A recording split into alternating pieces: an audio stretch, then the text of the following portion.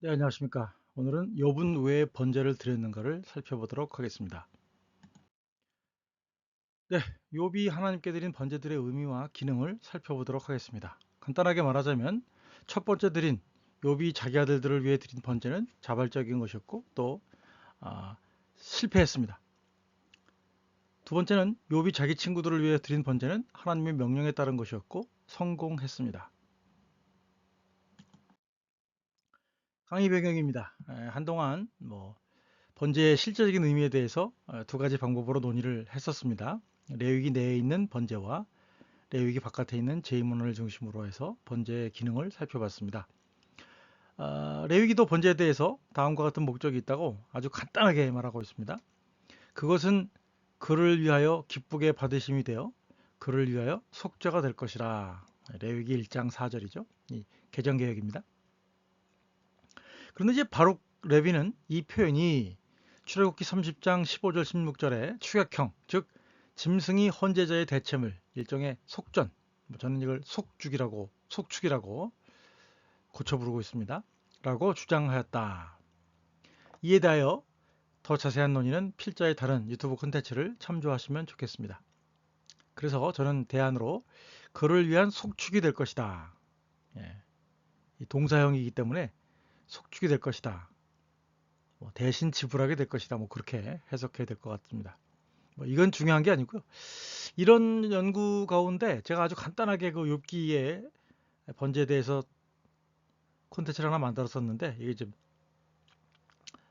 따로 떼어서 좀 자세하게 다루게 되었습니다. 자, 구매가 후원입니다. 많은 구매를 부탁드립니다. 예, 하나는 피와 고기의 신학이고요. 플랜터스에서 나왔고, 하나는 기독교 역사 속 술 개정판입니다. 예, 그 다음에 사무엘서 열왕기 내러티브 읽기도 있습니다. 많은 구매 부탁드립니다. 네, 여러분들의 정기적인 강의 후원의 손길을 찾습니다. 콘텐츠 제작에 재정적인 후원이 많이 필요합니다. 여러분들이 마음이 생기시면 후원하실 한 달 일구자는 5만 원이고 매달 20명의 강의 후원자를 찾습니다. 감사합니다. 계좌는 성김은 국민은행 218 21 0840 964입니다. 감사합니다. 욥의 두 가지 번제들에 대해서 살펴보도록 하겠습니다. 1장입니다. 그들이 차례로 잔치를 끝내면 욥이 그들을 불러다가 성결하게 하되 아침에 일어나서 그들의 명수대로 번제를 드렸으니 이는 욥이 혹시 내 아들들이 마음으로 하나님을 저주하는 죄를 범했을 수도 있다고 말했다는 거죠. 그렇다면 이제 욥의 아들들의 범죄는 무엇일까요? 예. 욥기의 관건은 욥의 아들들이 범죄한 죄가 무엇인가와 하나님을 저주하는 것과 어떤 관계가 있는가에 대한 것입니다. 이것은 나중에 욥이 자신이 짓지 않은 범죄와 하나님을 저주하지 않았던 내용과도 관련이 있습니다. 그런 면에서 욥의 번제는 시작과 끝에 나오고 또 그리고 욥기의 어떤 신학적인 전제라 그럴까요? 말하고자 하는 바를 관련이 있다고 하겠습니다. 저주가 욥기의 산문 내러티브에 반복적으로 등장합니다. 제가 말씀드린 것처럼 예. 문제는 여기서 저주하다라고 하는 번역이 문자적으로는 축복하다, 칭찬하다, 찬양하다라는 뜻입니다. 그래서 이제 욥기를 문자적으로 히브리어를 공부하는 사람들은 헷갈립니다. 그죠? 우리가 보통 저주하다라고 번역하는데 나와 있는 동사 형태는 축복하다, 칭찬하다, 찬양하다로 나왔다는 거죠. 이거에 대해서 시아오는 이것이 종종 저주하다라고 하는 측면으로 이해된다는 점에서 이 표현을 완곡어법이라고 말하고 있습니다. 그럼 이제 욥이 무슨 죄를 염두에 두었을까도 한번 생각해 볼 필요가 있겠어요.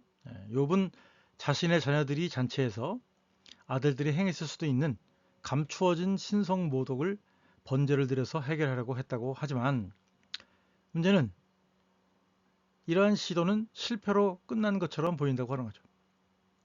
아들들이 함께 모여서 잔치를 벌이는 와중에 연속적으로 재앙이 임했다고 하는 것입니다. 잔치 가운데 무언가 신성모독을 했을 것 같아서 욥이 번제를 드렸지만 그 후에 비롯되는 아들들의 잔치에서는 결국 이들에게 재앙이 임하게 된다는 거죠. 욥의 자녀들이 그 맏아들의 집에서 음식을 먹으며 포도주를 마실 때 똑같은 상황이라는 거죠. 똑같은 상황의 반복. 이러한 잔치가 있을 때마다 욥은 자녀들을 위해서 번제를 드렸고, 그죠? 그런 일들이 계속적으로 반복됐는데 결국은 이 상황 속에서 재앙이 연속적으로 임하게 되었다고 하는 것입니다.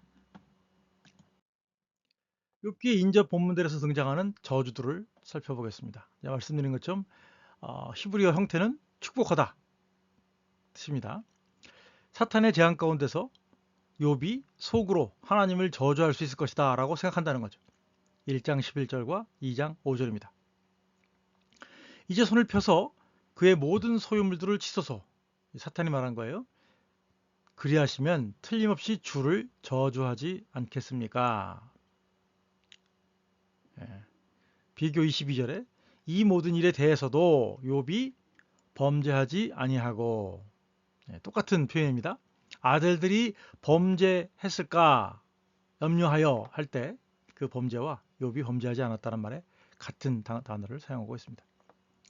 하나님을 원망하지 아니하리라. 5절, 2장 5절입니다. 이제 주의 손을 펴서 그의 뼈와 살을 찢어서 그리하시면 틀림없이 주를 욕하지 않겠나이까. 두 번째, 욥이 한 말입니다. 욥의 아내가 하나님을 저주하고 죽으라는 그 죄였던 것입니다. 2장 9절. 그의 아내가 그에게 이르되 당신이 그래도 자기의 온전함을 굳게 지키느냐 하나님을 욕하고 죽으라. 10절입니다. 비교해 보세요. 그가 이르되 그대의 말이 한 어리석은 여자의 말과 같도다. 우리가 하나님께 복을 받았은즉 화도 받지 아니하겠느냐 하고 이 모든 일에 욥이 입술로 범죄하지 아니하니라. 똑같은 겁니다. 표현입니다. 욥은 자기 아들들이 마음으로 하나님께 범죄했을 가능성을 고려하고 있었고 또 그래서 번제를 드렸지만 번제는 실패하고 만 것이죠. 그러다가 이제 3장으로 넘어가면 자기 생일을 입으로 저주한 욥이 나옵니다.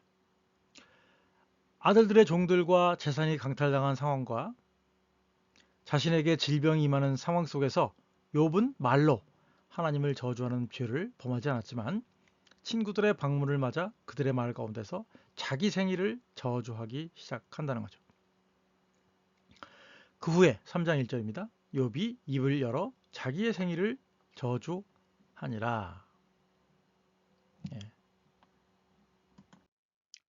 마지막 등장하는 데서는 또 복을 주다라는 표현으로도 42장에 사용됩니다. 12절에 여호와께서 욥의 말년에 욥에게 처음보다 더 복을 주시니. 그래서 이 바라크, 문자적인 의미에서의 축복하다 이든지 아니면 완곡어법으로서의 저주라는 표현이든지 이게 1장부터 42장까지 특별히 내러티브 형식에서 계속해서 나타난다는 것을 이거를 좀 깨닫는 사람들이 많지 않은 것 같아요. 그래서 제가 이 부분을 강조하려고 합니다. 그럼 욥이 그들을 불러다가 성결하게 하되의 의미는 무엇일까요? 이것도 되게 애매한 표현이긴 합니다. 그래서 어떤 사람은 제사 준비 단계다. 번제를 드리기 위해서 자식들을 부정에서 벗어나는, 즉 성결하게 준비하는 것으로 이해하는 입장이 있고요. 어떤 사람들은 먼저 행하는 제사로 봅니다. 번제를 드리기에 앞선 또 하나의 제의적 측면으로 He invites his sons to a sacrifice to sanctify them 로 이해하는 입장이 있습니다. 이 본문이 짧기 때문에 뭐라고 단정지어서 말하기는 어렵지만 하여튼 제가 이 저주라는 말과 번제라는 말의 상관성에 대해서는 여러분들이 좀 깊게 생각해 볼 필요가 있겠다는 생각이 듭니다. 자, 그래서 그러면 이제 그 욥이 아들들의 범죄에 대해서 대처하는 것이 과연 소위 속죄죠. 죄 용서를 위한 것인가? 하나님의 진노를 달래기 위함인가? 이 본문은 클라이언스에 따르면 혹시 내 아들들이 죄를 범하여 마음으로 하나님을 저주했을까 하여는 욥의 자녀들의 감추인 죄의 가능성을 염두에 둔 것이라고 할 수 있다고 하는 거죠. 가능성만으로도 번제를 드렸다 하는 건가요? 클라이언스는 그래서 욥이 번제를 속죄제로서 as로 드렸다고 주장을 합니다. 즉 욥이 일종의 제사장처럼 아들들을 대신해서 속죄 기능을 하는 제단에서 전부 태우는 번제 형태로 드렸다라고 하는 거죠. 그러니까 원래는 레위기 4장에 나오는 그 속죄제는 번제처럼 태우지는 않죠. 그렇다면 이 번제가 대리 속죄의 기능을 수행하는 것일까요? 신성 모독이 번제로는 또 혹은 속죄제로 해결될 수 있는 것이었을까요?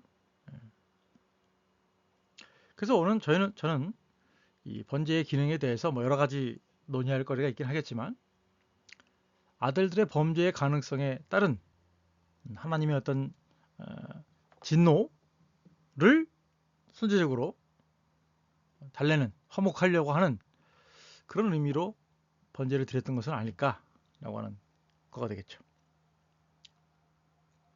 어떤 사람은 또 그런 얘기도 해요. 그러니까 욥의 어떤 신앙 속에서 제사를 드리는 것이 일종의 뭐 율법주의라고 할까요? 기계적인 그런 측면이 있지 않았나 주장하는 사람도 있습니다. 번제로 인한 결과들을 볼까요? 문제는 욥의 번제가 자녀들에게 장차 임할 하나님으로부터의 재앙을 막지 못했다는 점입니다. 게다가 욥기 문맥이 그 재앙이 아들들의 범죄로 인한 심판을 말해주고 있지도 않다고 하는 거죠. 그렇다면 이것이 구약에서 유일하게 효과를 내지 못하는 번제를 의미하는 것이 아닐까요? 자, 두 번째 42장 8절부터 9절에 나오는 친구들의 번제와 욥의 중보기도입니다. 그런즉 너희는 수소 7과 순양 7을 가지고 내 종 욥에게 가서 너희를 위하여 번제를 드리라. 내 종 욥이 너희를 위하여 기도할 것인즉 내가 그를 기쁘게 받으리니 너희가 우매한 만큼 너희에게 갚지 아니하리라. 이는 너희가 나를 가리켜 말한 것이 내 종 욥의 말과 같이 옳지 못함이라. 이에 대만 사람 엘리바스와 수아 사람 빌닷과 나아마 사람 소발이 가서 여호와께서 자기들에게 명령하신 대로 행하니라. 여호와께서 욥을 기쁘게 받으셨더라. 네, 욥에게 오고 오신 바가 뭐냐? 한번 볼게요. 그것은 친구들을 위한 욥의 번제와 기도였습니다. 이 두 가지는 모두 친구들의 말과 관련이 있는 것입니다. 첫째, 번제는 내가 너와 내 두 친구에게 노하노니 이는 너희가 나를 가리켜 말한 것이 내 종 욥의 말같이 옳지 못함이라. 에 대한 첫 번째 해결책으로 욥에게 가서 번제를 드리는 것이었습니다. 너희는 수소 7과 순양 7을 가지고 내 종 욥에게 가서 너희를 위하여 번제를 드리라. 결과는 내가 그의 번제를 기쁘게 받으리니 내가 우매한 만큼 너희에게 갚지 아니하리라 이며 번제의 결과는 하나님이 욥을 기뻐하시는 것이며 욥의 기도겠죠. 우매한 말을 한 친구들의 잘못을 보응하지 않을 것으로 약속하시는 것이죠. 또 두 번째는 기도입니다. 중보 기도겠죠. 이 기도는 말로 하나님께 친구들을 위하여 욥이 아뢰는 것으로 두 번째 해결책이었습니다. 이것의 결과는 욥이 그의 친구들을 위하여 기도할 때 여호와께서 욥의 곤경을 돌이키시고 여호와께서 욥에게 이전 모든 소유보다 갑절이나 주신지라였습니다. 결과는 욥의 원래 상태보다 더 크게 회복시키시는 것이었습니다. 욥의 곤경이 뭐냐? 욥이 잘못한 것도 없는데 하나님으로부터 재앙이 임하였다는 거죠. 그래서 친구들과의 논쟁이 그거 아니었습니까? 욥이 무언가 숨겨진 죄를 저질렀는데 욥은 그것을 인정하지 않는다. 하나님은 무죄한 자를 심판하지 않으신다. 혹은 하나님은 죄인을 심판하셔서 그가 범한 죄를 깨닫고 회개하게 하신다. 뭐 그런 거였잖아요. 네. 하나님에 대해 옳게 말하지 않는 친구들의 우매한 처신입니다. 이전에 욥은 가족들을 위하여 번제물을 드렸다면 이제는 친구들이 자신들을 위하여 욥에게 주어서 번제물을 드리게 한 것입니다. 본문은 친구들의 번제의 효과라기보다는 아브라함과 모세와 사무엘과 예레미야처럼 욥이 친구들을 위해서 수치를 당하지 않는 중보기도의 효과가 있었음을 말해주는 것처럼 보입니다. 내정 욥이 너희를 위하여 기도할 것인즉 내가 그의 기도를 기쁘게 받으리니 여호와께서 욥의 중보기도를 기쁘게 받으셨더라. 받으신 주체가 욥 자신보다는 욥의 중보기도로 해석할 수도 있습니다. 이게 더 본문을 읽는 것이 자연스럽다는 거죠. 그래서 클라인스의 제안처럼 내가 그의 번제 혹은 기도를 기쁘게 받으리니 너희가 우매한 만큼 너희에게 갚지 아니할 것이다. 자, 욥의 번제들의 요약입니다. 욥의 의로움에 대한 강조는 노아와 다윗처럼 나타나고 있고요. 아들들 욥 그리고 친구들이 행한 말로 인한 신성모독이라는 죄라는 전체 내용의 모티프를 발견할 수 있었습니다. 욥의 아들들을 위한 번제, 잔치 중에 마음으로 하나님을 저주했을 수도 있는 아들들과 하나님 사이에서 중보자로서의 역할, 하나님과 사탄 사이에 욥의 말로 행하는 신성모독의 여부에 대한 시험들, 재산, 종, 그리고 욥의 몸, 아내와 친구들의 대화가 있겠죠. 재앙이 누구의 잘못으로 임하는 것은 아니니 번제가 재앙을 미리 막거나 완화시키거나 해소할 수 있는 것이 아니었다라고 하는 거죠. 이 문맥에서 욥의 친구들의 번제입니다. 말로 하나님을 오해했던 친구들과 하나님 사이에서 중보자로서의 역할을 수행하는 것이죠. 욥의 기도도 있고요. 하나님이 욥의 친구들의 무지한 말에 발설에 대하여 분노하지 아니하시고 용서하시는, 그렇게 하기 위해서 번제와 기도를 하도록 요구하고 계신다라고 하는 거죠. 7절에 내가 너와 내 두 친구에게 노하노니, 친구들에게 하신 말씀입니다. 자, 간단하게 말하자면 다양한 사람들의 번제 이야기 가운데 세부적인 차이점들이 존재한다는 것입니다. 그래서 우리가 이제 노아의 번제라든지 다윗의 번제라든지 다 제가 이제 정리해가지고 저의 그 콘텐츠로 올려놓은 것이 있으니까 혹시 더 관심 있으신 분들은 한번 찾아보시면 좋을 것 같습니다. 차이점도 있지만 다음과 같은 유사성도 존재한다. 첫째, 욥은 하나님 앞에서 의인으로서 자식들이나 친구들을 위한 중보의 능력자로 나타납니다. 실패한 경우도 있고 오해한 경우도 있어요. 두 번째, 욥의 번제는 자식들의 말로 행하는 혹은 친구들의 말로 행하는 신성모독과도 밀접한 관련이 있었다. 세 번째, 욥의 번제는 자신의 의로움의 하나의 예였으며, 네 번째, 친구들의 번제는 그들의 무지한 말로 행한 신성모독과 욥에 대한 무식한 공격으로 인한 하나님의 진노와도 관련이 있으며, 욥의 중보기도가 하나님의 그들을 받게 하는 도구가 되었다는 거죠. 물론 욥의 기도로 인하여 친구들의 범죄와 또 번제와의 명확한 상호 관계가 애매하다는 점에서 번제가 친구들에 대한 하나님의 진노를 누그러뜨렸다거나 취소시켰다고 확정적으로 말하기는 어려운 부분도 있습니다. 네, 오늘 강의는 여기까지입니다. 참고문헌은 클린스 욥기 1장부터 20장, 그 다음에 영어책도 제가 봤습니다. 그 다음에 CIAO의 욥기 주석이요. 그리고 아티클도 봤는데요. 광신의 그 정대준 박사님의 논문이 있는데 이거는 제가 다음번에 한번 설명을 드리도록 하겠습니다. 그래서 지금 제 생각이 욥기 1장에 대한 얘기를 좀 넣고요. 그 다음에는 이제 욥이 죄를 무릅썼다, 회개했다라고 하는 표현들이 과연 옳은지 그른지에 대해서도 살펴보도록 하겠습니다. 오늘 강의 들어주셔서 감사드립니다. 네, 정기적인 강의 후원의 손길을 찾습니다. 강의가 도움이 되셨는지요? 여러분의 피드백을 기다립니다. 콘텐츠 제작에 재정적인 후원이 필요합니다. 그래서 후원하실 분들은 한 달 한 구자로 2만원이고요. 매달 50명의 강의 후원자를 찾고 있습니다. 감사합니다. 계좌 후원 계좌는요. 성김은 국민은행 218-21-0840-964입니다. 감사드립니다.